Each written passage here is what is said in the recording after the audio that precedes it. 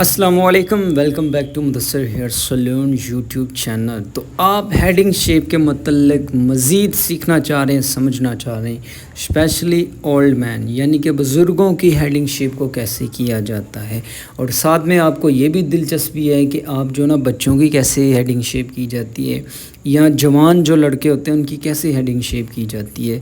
ये आज की वीडियो में हम दोनों पॉइंट के साथ बात करेंगे, घरेलू व्यूवर्स के लिहाज से भी और जो सलून वाले हमारे भाई हैं उनके एक्सपीरियंस में मज़ीद इजाफ़ा के लिए जो ना हम आपको बेहतर से बेहतर टिप्स बताएंगे, और वो भी कम से कम टाइम में। तो दोस्तों, मैं आपको खुशामदीद कहता हूँ अपने यूट्यूब चैनल में। तो हमारी फैमिली में आपको एक बार दोबारा खुशामदीद। उन तमाम भाइयों को जिन्होंने हमारे चैनल को सब्सक्राइब किया हुआ है और जिन्होंने नहीं किया हुआ उनसे रिक्वेस्ट है सब्सक्राइब करें हमारा official channel Mudassir hair salon YouTube channel, जिसमें जो ना हम आसान तरीके के साथ आपको समझाते हैं। तो नंबर 1 पॉइंट होता है बालों को नरम करना। आप अच्छी तरह पहले शावर लगा के बालों को नरम करें। अगर आपके पास शैम्पू नहीं है दोस्तों तो कोई बात नहीं, आप अच्छी तरह बालों को पानी के साथ नरम करें, फिर ब्लेड चेंज करें और टिंड करना स्टार्ट कर लें। जो टिंड कैसे की जाती है ब्लेड चेंज करके, वो आगे जाके हम आपको बताएंगे। लिहाजा जो ना नंबर 1 पॉइंट के ऊपर आ जाते हैं, जिसमें जो ना अच्छी तरह पहले पानी के साथ बालों को नरम किया जाता है, फिर स्टीम किया जाता है बालों को, फिर उसके बाद शैम्पू लगा के अच्छी तरह जो बालों को ना नरम किया जाता है मज़ीद, ताकि ब्लेड चलाते दौरान जो ना सर के ऊपर कट वगैरह भी ना पड़े और खुश्की के दौरान जो ना कस्टमर को फ़ील ना हो कि मेरे सर के ऊपर ब्लेड चल रहा है। तो उसके लिए जो ना हमने सबसे पहले शैम्पू के साथ अच्छी तरह बालों को नरम करना है। फिर उनको मज़ीद एक्स्ट्रा नरम करने के लिए हम जो ना फ़ोम लगाएंगे। फ़ोम आप जो ना बना बनाया भी लगा सकते हैं, वरना जो ना कोई भी कंपनी की आपके पास ट्यूब होनी चाहिए। हम जुर्ली कंपनी की जो ना ट्यूब इस्तेमाल करते हैं। माज़रत, मैं ये कहना चाह रहा था जुर्ली ट्यूब। तो जुर्ली ट्यूब लगा के ब्रश की मदद के साथ मैं अच्छी तरह बालों को नरम कर लूँगा। इसके 2 फ़ायदे हैं।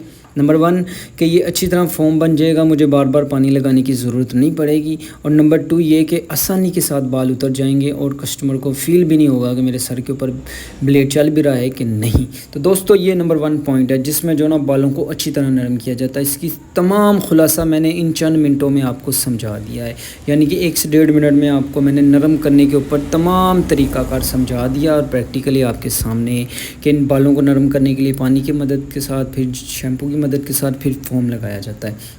अब स्टेप नंबर 2 की तरफ चले जाते हैं, जिसमें जो ना उस तरह के अंदर ब्लेड चेंज किया जाता है। उस तरह को अच्छी तरह वॉश करके फिर ब्लेड नया ऐड करके और उस तरह के ऊपर ग्रिप करके स्किन को खिंचाव में रखना है और आराम आराम से ब्लेड चलाना है। उस तरह को कैसे चलाना चाहिए, ये एक बहुत अहम सवाल बनता है। अगर आपने हेडिंग शेप करनी है या ख़त करना है या शेविंग करनी है या कटिंग के बाद एक्स्ट्रा बालों को साफ़ करना है, तो उस तरह को कैसे चलाया जाए, इसकी एक ही टिप है दोस्तों। आपने उस तरह को टेपर चलाना है, स्ट्रेट बिल्कुल नहीं चलाना और कोई और स्टाइल के साथ बिल्कुल नहीं चलाना। आपने टेपर ब्लेड चलाना है उस तरह को, और आराम आराम से स्किन को खिंचाव में रखना है और टेपर शेप में जो ना ब्लेड चलाते हैं उस तरह की मदद के साथ आपने बालों को साफ़ करते जाना है।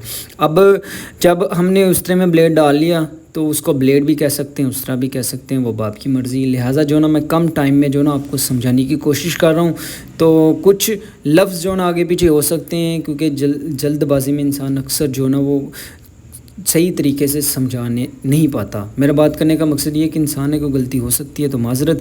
लिहाजा आपने जो ना टेपर उस तरह चलाते हुए सर के बालों को मुकम्मल साफ़ करते जाना है। स्किन को ज़्यादा से ज़्यादा खिंचाव में रखना है और उस तरह को आराम आराम से चलाना है। आपने सबसे पहले बैक साइड से हेडिंग शेप को करना स्टार्ट करना है।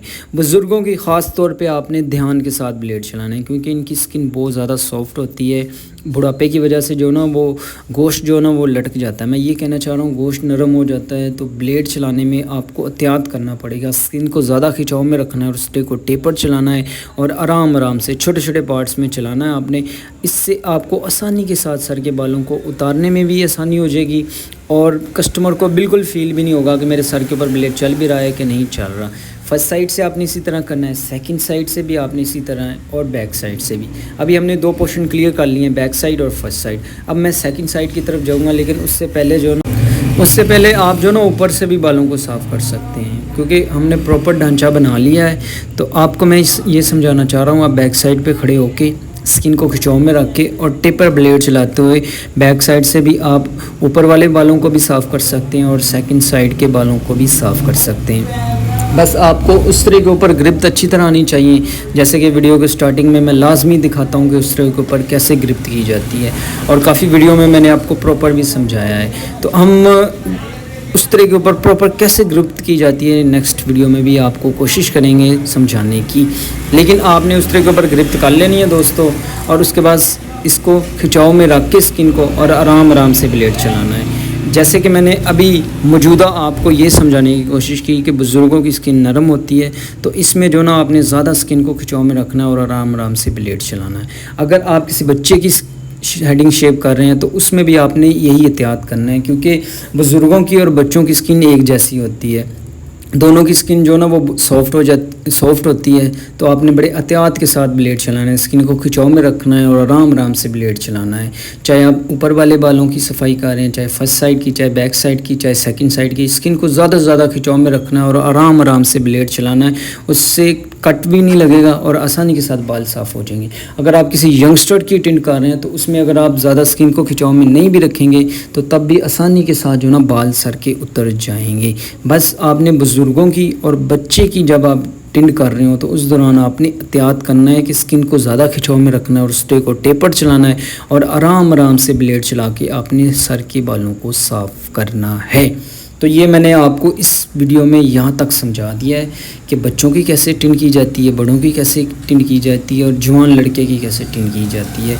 अगर आप किसी लेडीज़ की टिंट कर रहे हैं तो उसमें भी आपने जो ना एहतियात करना है, क्योंकि बच्चे, लेडीज़ और जो बुज़ुर्ग हैं, इन तीनों की स्किन जो है ना सॉफ्ट होती है। उसमें आपने स्किन को ज़्यादा खिंचाव में रखना है और उस तरह को आराम आराम से चलाना है।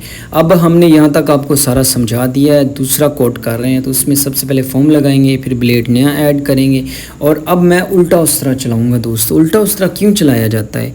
बाज़ कस्टमर को जो ना सर के ऊपर खुश्की होती है या उनके बाल जो है ना वो ज़्यादा फील हो रहे होते हैं टिंट करवाने के बाद। यानी कि ये दो टाइप के इंसान होते हैं। कुछ कहते हैं कि मैंने उल्टा उस्तरा लगवाना है ताकि मेरी खुश्की भी ख़त्म हो जाए और मेरे नए बाल मजबूत भी आएँ। ये पहले कैटेगरी वाले इंसान हो गए। और दूसरी कैटेगरी वाले वो इंसान हैं जो कहते हैं कि भाई मैंने टिंट तो करवाई है लेकिन मेरी टिंट चिट्टी नहीं है, मेरी टिंट में अभी भी बाल हैं। तो उसको साफ़ करने के लिए, उसको क्लियर करने के लिए जो ना उल्टा उस्तरा चलाया जाता है।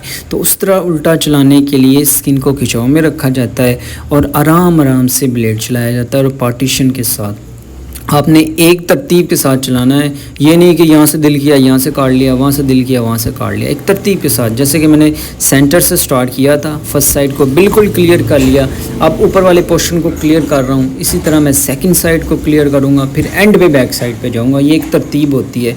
इस तरतीब के साथ फ़ायदा ये होता है कि कस्टमर को भी बिल्कुल नहीं फ़ील होता कि मेरे सर के ऊपर उल्टा उस्तरा चल रहा है, और आपके लिए भी आसानी हो जाती है। तो हमारा वीडियो बनाने का भी यही मकसद होता है कि आपके लिए आसानी हो, आप बेहतर से बेहतर और कम से कम टाइम में अच्छा काम करें ताकि आपको रिज़ल्ट अच्छे मिले। रिज़ल्ट अच्छे से क्या मुराद होता है? कस्टमर हैप्पी हो और आपके पास ज़्यादा पैसा आए। और हर इंसान जो है ना पैसे के लिए काम कर रहा होता है दोस्तों। तो आप बेहतर से बेहतर जानकर काम करें ताकि आपको ज़्यादा से ज़्यादा प्रॉफिट हो। तो हमारी वीडियोज़ में आपको जो ना शॉर्टकट तरीक़ाकार समझाया जाता है, दूसरे कोई यूट्यूबर नहीं समझाते। हम आपके साथ सब कुछ ओपनली शेयर करते हैं, चाहे वो फेस के मतलब हो, चाहे कटिंग के मतलब हो, चाहे ख़त के मतलब हो। तो ओपनली हम आपको सब कुछ समझाते हैं। तो इसी रवायात को हम बरकरार रखेंगे और आपके साथ जुड़े रहेंगे। अगर आप न्यू हैं तो सब्सक्राइब, लाइक और नोटिफिकेशन को ऑन कर लीजिएगा। अपना बहुत ज़्यादा ख्याल रखिएगा। बहुत जल्द मिलेंगे आप एक नई वीडियो, एक नई स्टोरी के साथ। तब तक के लिए अल्लाह हाफिज़।